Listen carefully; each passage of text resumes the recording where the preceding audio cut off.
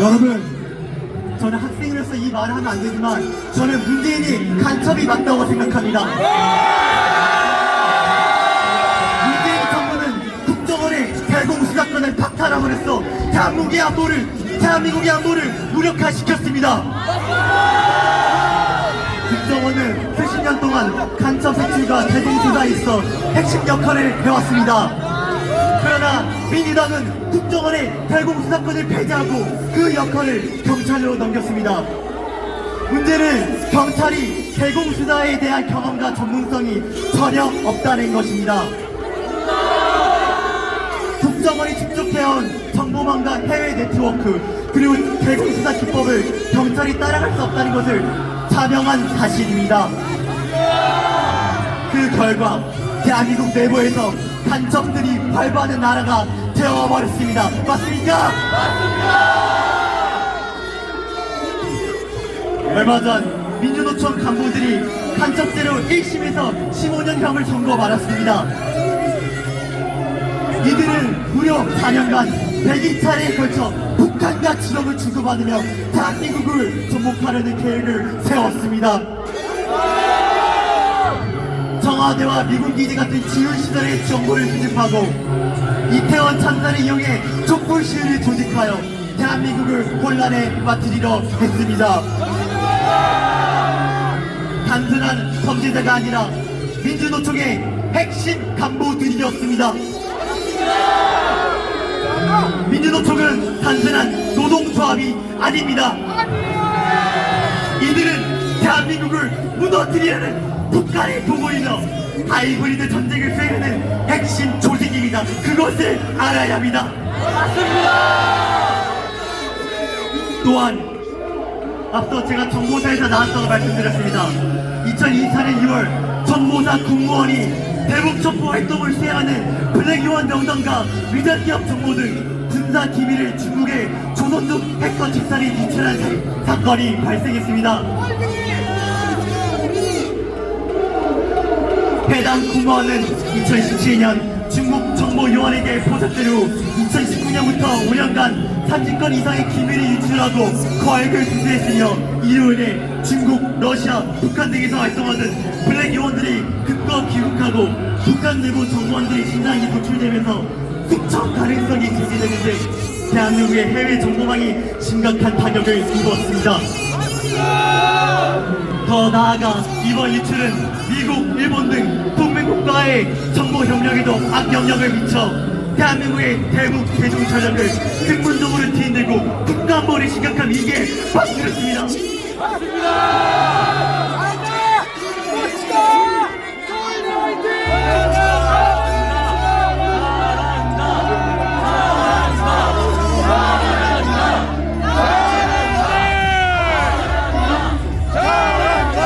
여러분, 이뿐만이 아닙니다.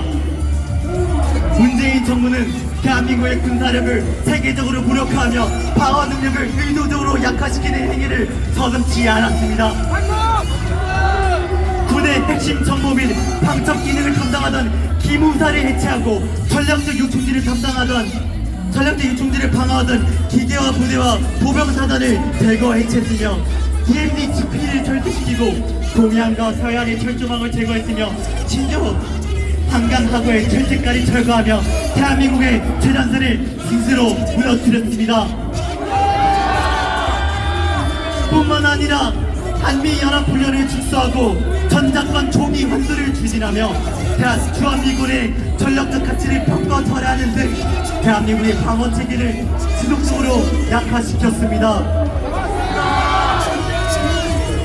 사드 배치를 반대하며 중국의 압박을 수용했고 감사원 조사에 따르면 문재인 정부는 사드 배치와 관련된 군사 기밀을 중국에 넘겼으며 시민단체를 이용해 사드 배치를 방해하는 전략까지 펼쳤다는 사실이 드러났습니다. 이거는 여적죄입니다.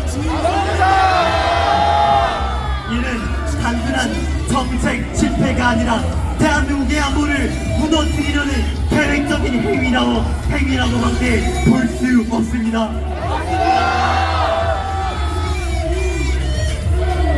더 충격적인 것은 문재인이 2018년 김정은에게 USB를 전달한 사건입니다. 이 USB의 내용이 무엇인지 국민들에게 공개되지 않고 있습니다.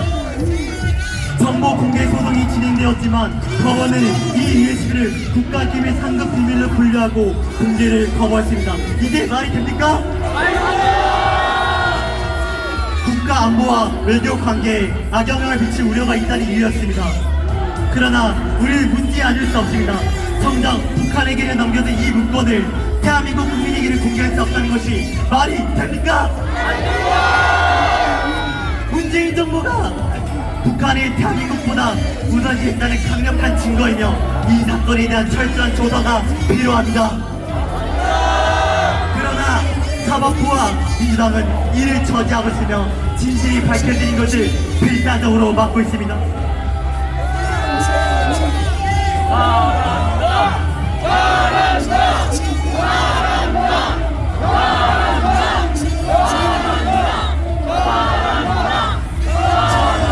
여러분, 대한민국은 아직 휴전 상태에 있으며 북한의 여전히 대한민국을 위협하는 주적입니다. 그러나 문재인 정부는 대한민국의 안보 체계를 무너뜨리는 것도 모자라 국방 백서에서 북한이 대한민국의 주적이라는 표현마저 삭제했습니다. 적을 적이라 부르지 못하는 순간 대한민국을 스스로 지킬 명분마저 잃어버리게 됩니다. 군 통수권자가 대한민국을 지키기는커녕 우리 군의 전력을 약화시키고 국가안보를 무너뜨린 데 앞장섰다면 이것이 과연 실수였습니까?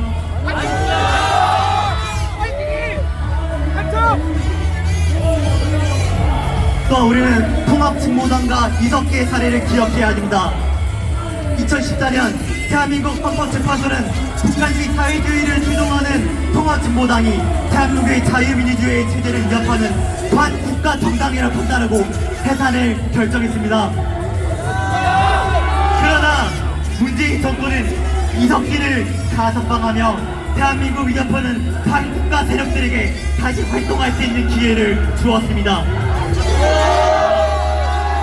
이것이야말로 내란적 행위입니다. 윤석열 대통령은 대한민국이 지금까지 겪어보지 못한 위협에 직면했다고 판단했습니다. 내부에서는 반국가 세력이 국방을 약화시키고 있으며 외부에서는 북한, 중국이 대한민국의 안보를 무너뜨리기 위해 협력하고 있습니다. 윤석열 대통령이 대한민국의 주권과 헌법을 지키기 위해 계엄령을 선포한 것은 국가가 무너지는 것을 방관할 수 없었기 때문입니다.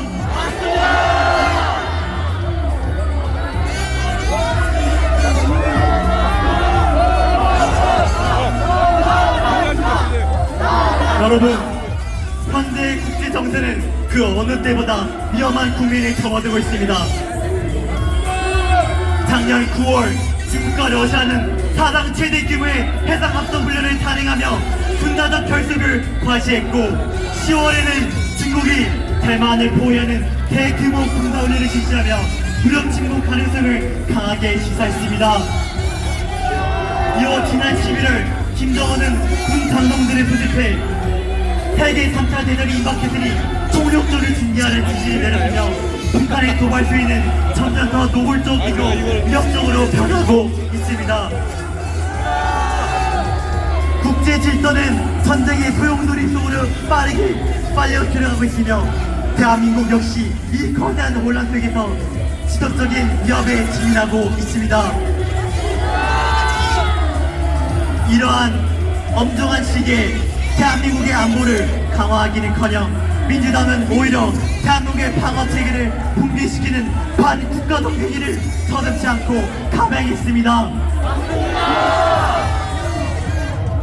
윤석열 대통령이 12월 3일 계엄령을 선포하기 직전 민주당은 대한민국 군의 전력을 의도적으로 약화시키는 예산 삭감을 단행했습니다. 북한의 미사일 도발에 대응하기 위한 킬체인 및 부분 응징 시스템 예산을 삭감하고 최전선에서 싸우는 소급 장교들의 복지 예산을 줄여 전투력 유지에 치명적인 타격을 가했으며 군 전체 방어 능력을 무력화하는 수준의 국방 예산 축소를 강행했습니다. 이것은 대한민국을 스스로 무너뜨리려는 의도적인 반역 행위이며 북한, 중국, 러시아가 대한민국을 쉽게 공격할 수 있도록 문을 열어주는 여덕죄라고 봐야 합니다.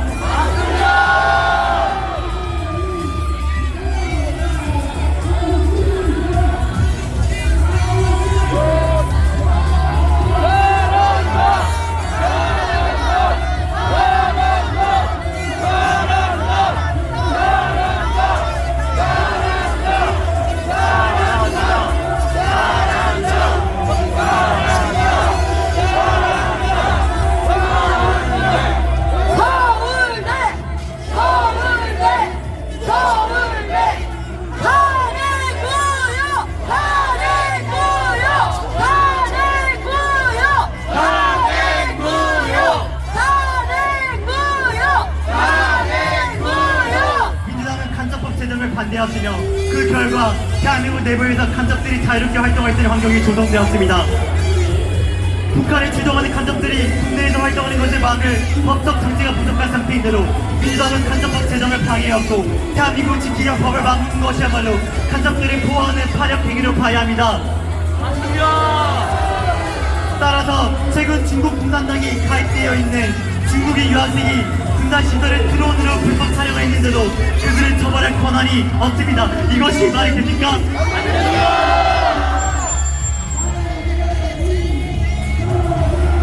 또한 최근 조선업 반도체 등 핵심 산업이 중국에 넘어가고 있는 상황 속에서 국내 기업들의 기술이 중국에 넘어갔고 심지어 방위 산업에서도 이런 일이 발생하고 있습니다. 이렇게 대한민국에 산업 스파이들이 많습니다.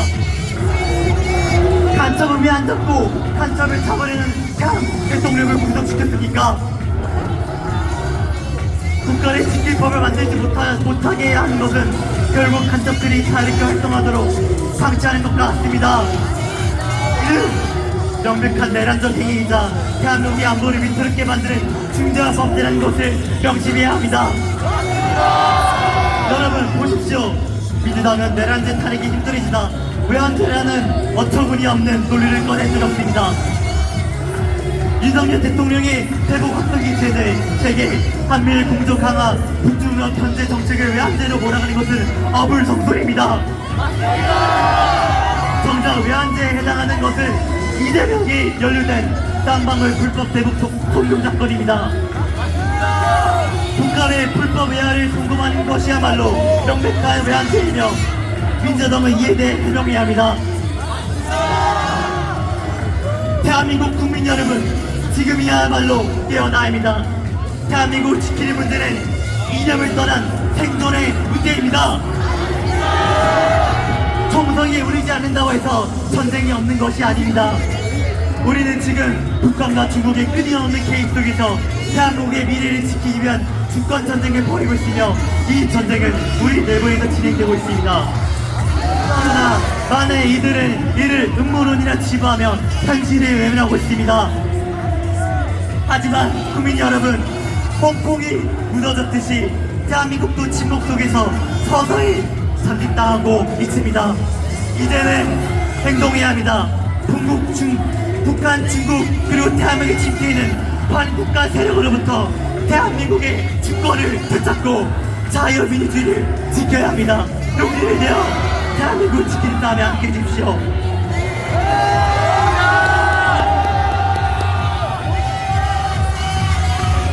네, 저희가 시국선을 마무리하기 전에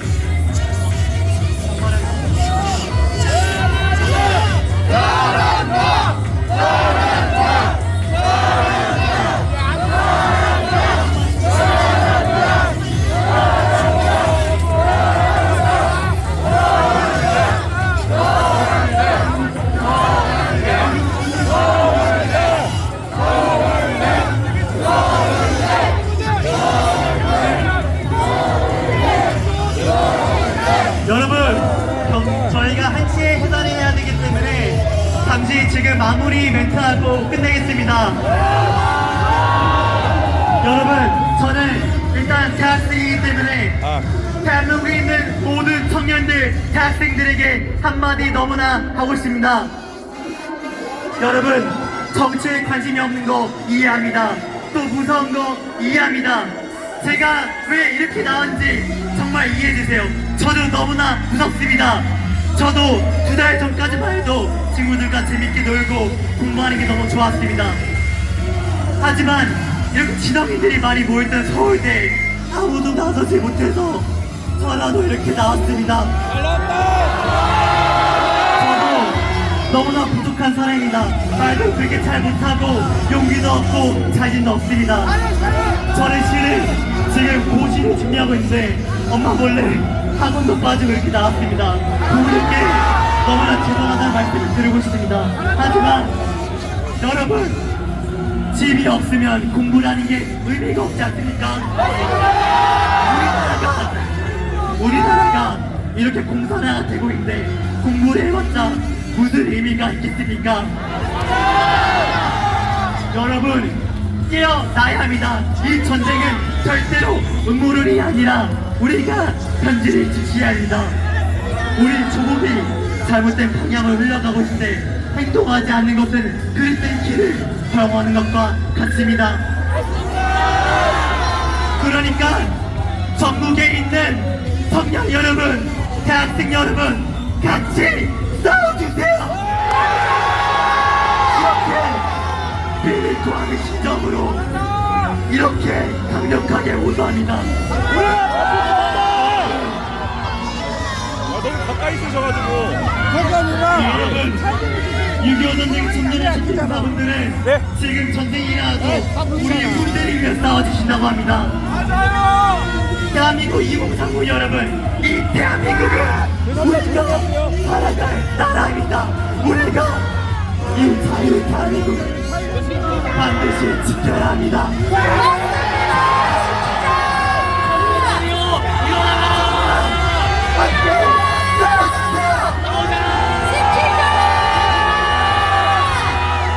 네, 마지막으로 구호 외치고 마치겠습니다. 제가 청년들이 하면 일어나라라고 말씀해 주시고 대한민국이 하면 만나라고 외쳐주세요. 청년들이여 일어나라!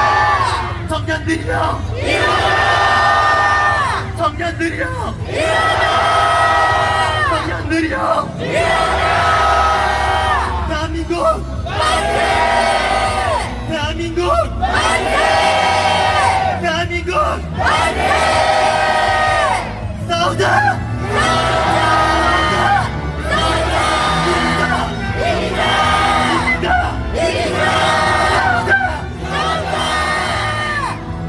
네, 추우신데 이렇게 나오신 외국 시민들에게 정말로 감사의 말씀을 전합니다.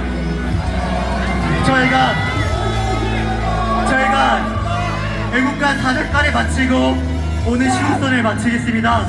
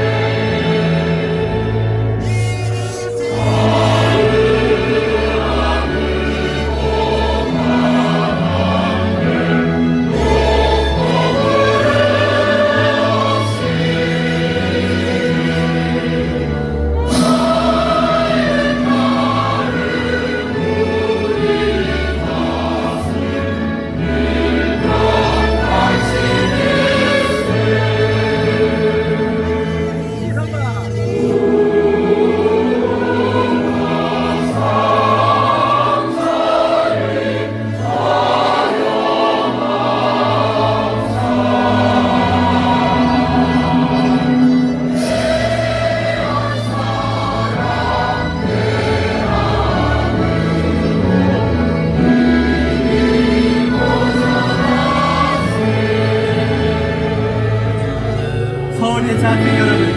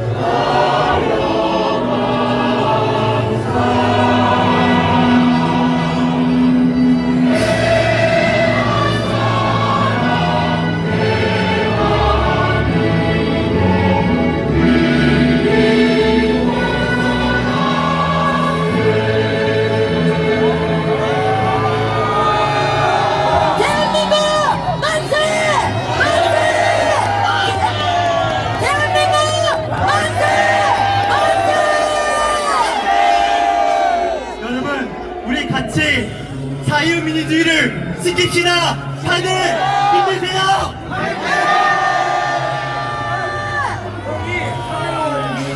모두 고생 많으셨습니다. 안전하게 귀가해 주시면 감사드리겠습니다. 가시는 길에 저쪽에 있는 저희를 내란 수계라고 하는 사람들이랑 부딪히지 마시고 안전